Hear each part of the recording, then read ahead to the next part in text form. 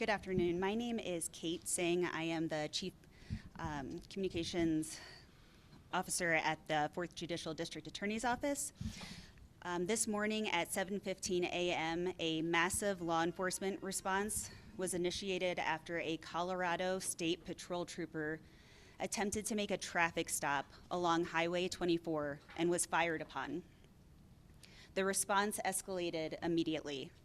The Teller County Sheriff's Office put out a reverse 911 call, and the Colorado Bureau of Investigation sent out a blue alert with information regarding the suspect and the suspect vehicle. The Sheriff's Office implemented lockdowns in nearby areas.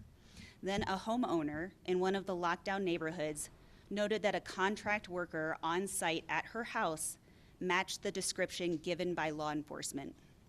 A family member of that homeowner contacted Teller County Dispatch. Teller County Sheriff's deputies responded to that home immediately. As they approached, the suspect began firing at them. One deputy returned fire, disabling the suspect. Today, several representatives of the many law enforcement agencies that responded to the shootings are represented today and are prepared to make brief statements.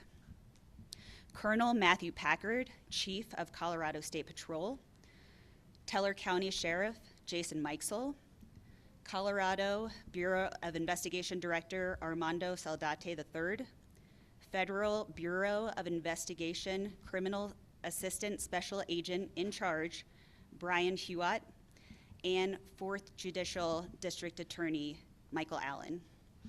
Also here in support of our law enforcement agencies, Teller County Commissioners Eric Stone, Dan Williams, and Bob Campbell. First to speak today is Colonel Packard. Thank you very much. Thank you all for being here again. My name is Colonel Matthew Packard. I serve as the Chief of the Colorado State Patrol. And I want to start first by saying thank you to so many people. The response today to Teller County in support of our 2 Colorado State Troopers was nothing short of tremendous. And to our partners in the law enforcement profession, from the text messages that we all got from friends far away, and importantly from the community here in Teller County that reached out and supported our members in the response. From the bottom of my heart, thank you so much. It means a lot to all of us that put this uniform on to know that we have the support that we do here. As was stated, about 7:15 this morning, a Colorado State Trooper initiated a traffic stop along Highway 24 in Piney Point. That vehicle pulled off into that subdivision, and right at the onset of that traffic stop, the driver of that vehicle opened fire on our trooper. Trooper had no opportunity to respond in that moment, and at this point we believe the suspect began to flee. The trooper was able to get back into his vehicle and put over the radio that he had been shot and that the suspect was fleeing. Our second Colorado State Trooper was in the immediate area and was able to arrive within minutes. And as he turned on to that same county road and started to go into the subdivision of that area, the suspect vehicle approached in the opposite direction, moving back towards Highway 24. And as the suspect vehicle was passing our trooper, he opened fire again and struck our trooper as he was in his car. It is with an extreme sense of relief that I tell you that both of our troopers are going to be okay. I'm not going to share their names today. I will tell you that one of them is a 15-year veteran who has spent a significant portion, if not all of his career here in this part of the state, and the second is a 10-year trooper. These are 2 men that have been doing this job for a long time, and quite frankly, I think they're really darn good at it. And it's by the grace of God that they will be okay here today. I will tell you again, the response that happened to this was remarkable. You never want to hear this call, but when it comes out, to know that we have friends and family all across that will be here. This is a difficult situation, but I will tell you this. If you shoot a Colorado State Trooper, the world is coming for you. And that's what happened today, and I'm grateful for that response. And with that, I will turn it over to our friend and partner from the Teller County Sheriff's Office, Sheriff Mikesell. Thank you. Good afternoon. I'm Sheriff Mikesell with the Teller County Sheriff's Office. So this morning we responded to assist Colorado State Patrol. We identified quickly that the suspect may still be in the area. We also identified the 2 subdivisions that we believe that suspect may have fled into after he went westbound on Highway 24. We locked down those subdivisions. We put out to the public through our reverse 911 system, because we have a great 911 system here in Teller County. And we also released the photos of the possible suspect vehicle out through our Facebook. At 9:24, we received the tip that the vehicle and the person may have been located within the community. Unfortunately, there's a lot of blue Subarus in the world, right?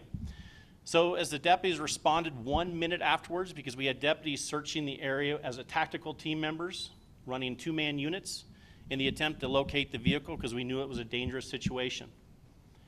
At 9:25, they located the vehicle and the suspect. At 9:26, 2 minutes after the initial report to us, the suspect ambushed my deputies. At that point, the deputies returned fire, striking the subject. And I'm going to caveat that a little bit also. In Colorado, we have very good law enforcement officers. And I will tell you, to attempt to ambush and take the life of my deputy, the party was struck multiple times. Our deputies are well trained, and we will not allow someone in this county to ever attempt to take the lives of a deputy in this county. So I'm going to turn this over to Colorado Bureau of Investigation, Armando Saldate. Thank you, Armando.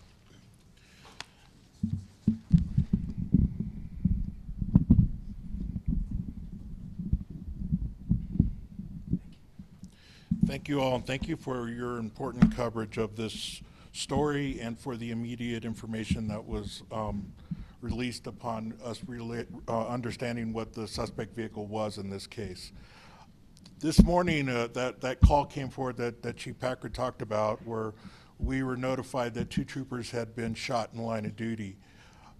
I immediately directed all CBI Front Range personnel to respond to the scene to assist. So we had agents coming from Denver, from Pueblo, from all over, and all our resources were assisting. One of those resources we put forward immediately was our alert system. Our analyst that runs our alert system reached out to CSP. We got the suspect information, the vehicle information, and pictures, and that was put out in a blue alert. That was put out to this Teller County and adjacent counties immediately. And thankfully we did that. That was fruitful in the efforts, as the sheriff described, of locating the vehicle, the suspect vehicle, and the suspect. The CBI, once upon arrival, we assisted in that early manhunt, but then we took over as the investigative lead for all the incidents that arose today, from the initial firing of the shots by the suspect at the state troopers to the officer-involved shooting with the Teller County deputy. I want to reiterate, the scenes right now are pretty big, as you've seen, as your camera coverages have seen the scenes that are here. I appreciate everyone's patience as we process the scene, especially in this weather. We're doing our best to get through them to make sure that we collect all the necessary evidence for the investigation. And this investigation will look at who the suspect was, identify motive, and then identify, the officer-involved shooting and the actions that took place after that.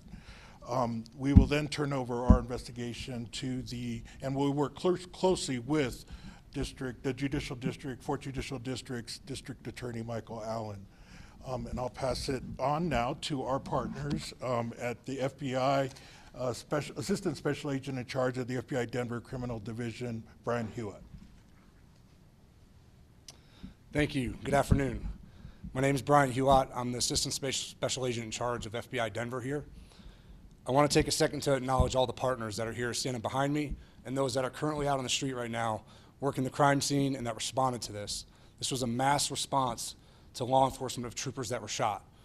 We're always going to respond. We're always here to support our partners no matter what it is, at a moment's notice, whether it's from our cars or from our homes in the early morning hours, it doesn't matter. The FBI will be here and will continue to support the lead investigative agency as CBI, and also help any other leads that come out of this to help in any way, shape, or form that we can. It's now a great opportunity to introduce Michael Allen, the District Attorney.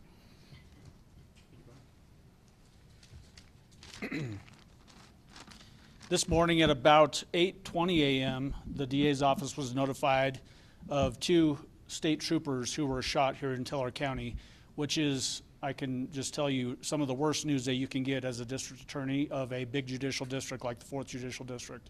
We stand shoulder to shoulder with our law enforcement here in the 4th Judicial District, and any violent action taken against our law enforcement we take very seriously. It is by the grace of God that all law enforcement involved in today's activity are safe and will recover.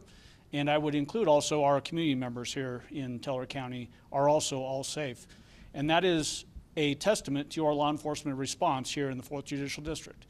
When the call came in that these troopers had been fired upon, law enforcement from around the state of Colorado responded very rapidly and with a determination to find the suspect and bring this thing to a peaceful conclusion, and that's what happened here today.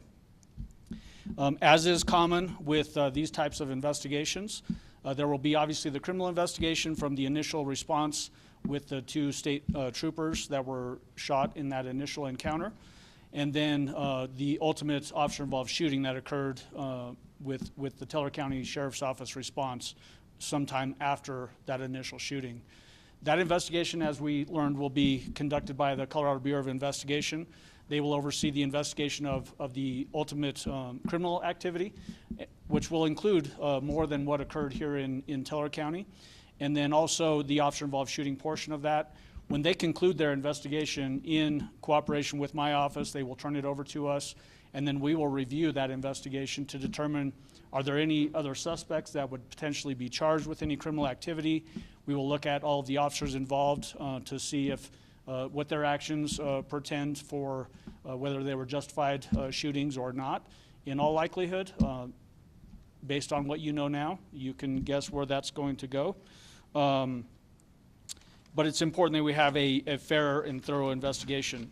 As our FBI partner mentioned, there was a huge response from law enforcement from around Colorado, and I just want to call these folks out because without this cooperation and collaboration, we can't do what we do in law enforcement, and that is a hallmark of how we do things here in the 4th Judicial District. We work in close cooperation and collaboration on all criminal cases, but especially ones of this magnitude. So we want to thank specifically the Colorado State Patrol, the Teller County Sheriff's Office, El Paso County Sheriff's Office, the Colorado Bureau of Investigation, the Federal Bureau of Investigation, Alcohol, Tobacco, and Firearms, the Drug Enforcement Agency, the United States Marshal's Office, the Douglas County Sheriff's Office, Colorado Springs Police Department, the Park County Sheriff's Office, and then also, last but not least, Charis Bible College, who opened up their campus and allowed us to use their location as a staging ground for today's investigative needs. And then as Director Soldate mentioned, we have people out in the field right now working on this investigation, collecting evidence. Please respect that process and please don't get in the way. With that, we would potentially open it up for any questions. Kate? Yeah. What condition is the suspect in? Is he still alive or? Yeah, go ahead.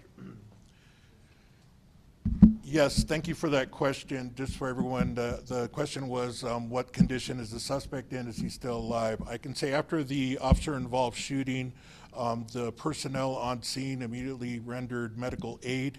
Ambulance was called in to transport the subject. The subject was transported to an area hospital where at noon today he was pronounced dead. We do know his identification. We are waiting on identification from the coroner to release his name and for next of kin notification as well. What was the reason for him being, I'm assuming, getting pulled over? So I would just say, a lot of that's going to be determined in the investigation that CBI is going to conduct. So we're going to defer a lot of factual questions to allow that investigation to be carried out. So please give us patience as we work through that. I know that there's a big thirst for information early on in these instances, but we do also need to protect the process and make sure that we have a thorough investigation that's both fair and accurate. So we're going to probably defer on most of those types of questions. Yeah. Is when you made your initial, or Kate made the initial statement. Yeah. She said he was a construction worker at that house, or he acted like a construction worker at that house? So the initial information is that he was performing some general contracting work for a homeowner. Do we know if this person has any criminal history? So that's going to be something we're going to defer to as we let this investigation unfold. We all saw A Flight for Life. Can anyone confirm whether Yes, I believe it was. Where was he taken? Which hospital was he taken? I believe it was in Colorado Springs. I don't think he ever left. Yeah. So it was really here, Pikes Peak Regional Hospital. So where the shooting occurred was close in proximity. He was transported to that hospital. There was plans for Flight for Life. That never was actually used. He was pronounced dead at the hospital here in Teller County. Do you guys, can you confirm that one of the troopers had serious injuries, and we heard that he walked himself into the ER? Can you confirm that? I can tell you that one of our troopers was hit multiple times. Gunshots are serious wounds. Our second trooper was also shot. I would say a less serious wound. Both troopers actually, the scene was right across Highway 24 from the hospital. Both troopers actually drove themselves to the hospital and walked into the ER. Do we know where they were shot at on there? I'm not going to be that specific. You say multiple times. How many multiple times? I'm going to defer on specifics to that too. How significant was it that the hospital was that close? I mean, how fortunate, or how would you, like, if they had to go any further? Yeah, I'm not a doctor, so I can't say that, but I would tell you that I'm very grateful that there was a hospital right across the street. As been said, one of our troopers was more seriously injured, but he was also able to drive himself in there. So as he was able to walk into the ER and he got the top level medical care from a wonderful hospital as quick as that possibly could occur. So it certainly made this situation better. Are there Yeah, any troopers that are being treated at Memorial Central in Colorado Springs? Go ahead. I'm not going to tell you what hospital they're at.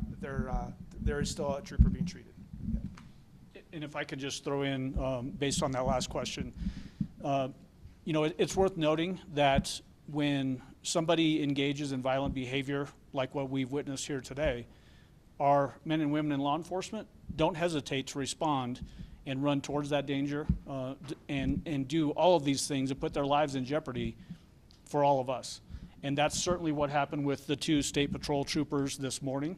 When they were met with gunfire, they acted heroically. Luckily, they were close to a hospital, so they could be treated very quickly.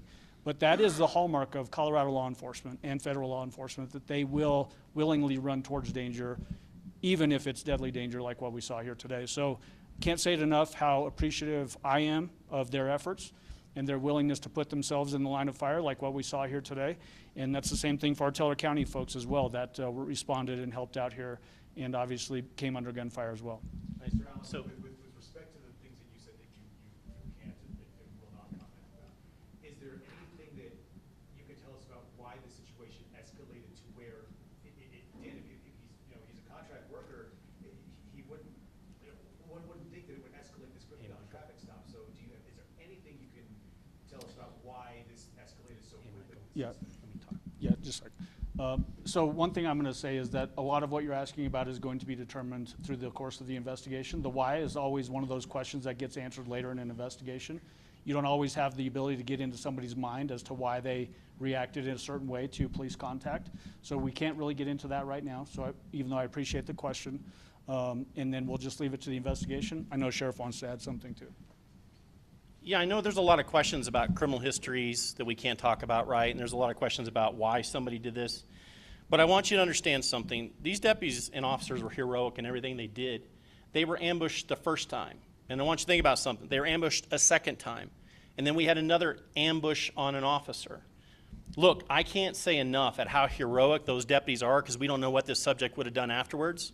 He was put down in a gunfight where he was attempting to kill one of my deputies. So quite honestly, I really don't have any sympathy for anybody at this point. This person actively tried to murder 3 different law enforcement officers in 3 different engagements within about a mile and a half apart. That's a big deal for any law enforcement organizations across the state to deal with. The fortunate piece to it is the amount of education and training we put into our officers in this state to be able to survive these types of engagements and to be able to deal with those things, still attempting to save someone's life that's tried to take our lives, still attempting to do the proper investigations and do the right thing. So I will tell you that these types of engagements, my deputies were heroic in the fact that they were able to put down a suspect that was attempting to murder people all day. So thank you.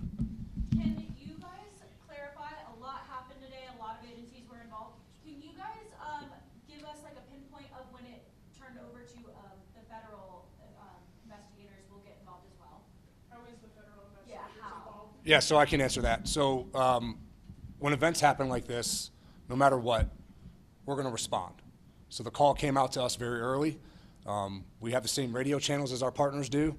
Once that call came out, we immediately started heading north up here from Colorado Springs, which is where we're based out of. So it's not a matter of if, it's a matter of when we're going to be there, right, which is almost immediate. So that's how we got involved. Irrespective of criminal history, was he known to law enforcement? Yeah, we're going to defer on that also. Hopefully we can answer that in the investigation. Give us some time to do that. We've got to do some things per Colorado statute before we can release that type of information, but it will certainly be released at some point. Can you update the condition of the fallen troopers, or the You don't want to do that. injured troopers? What is their current condition, are you allowed to say? I can tell you one of those troopers, he's no longer being treated, and the second trooper is still being treated. Just wanted to clarify the 3 ambushes. So there's the first ambush, when that initial traffic stop happened, and then the second ambush was within that same loop, or did you come back around? So the exact sequence of how the interactions happened will be determined through the investigation, but the first traffic stop occurs, there's a shooting there. Within a short amount of time, there's the second shooting, and then a little bit more of an extended period of time passes before there's a shooting that involves Teller County Sheriff's Office. Beyond that, for today, we're going to defer because we need to protect the investigation, make sure we have a fair process. And clarifying, both troopers drove themselves to the hospital. That's right. Okay. Can anyone clarify I think I had a video of one of the state trooper vehicles with broken glass or a shattered window. Is that fair? I can tell you that 2 of our patrol cars did take gunfire. Is there any danger to the community at this point, and how can they assist you guys moving forward? Well, the suspect is no longer alive. At this time, there is not anything that I believe that the community needs to be worried about. I will say this, though, about our community. The response level from throughout the community once they received the information was amazing. We started receiving tips immediately upon putting things out. And I will tell you, law enforcement, we can't do our jobs without really the input of our communities and how much they support law enforcement within our local areas. So I just want to say thank you to our community. We couldn't have done it without you. Body cameras, That'll be part of the investigation, reviewing. or not? Yeah, everybody, local, state, law enforcement is equipped with body-worn camera. I know you said immediately. Do you know what the timeframe was between that alert? I think when we got it down in Springs, the report had happened.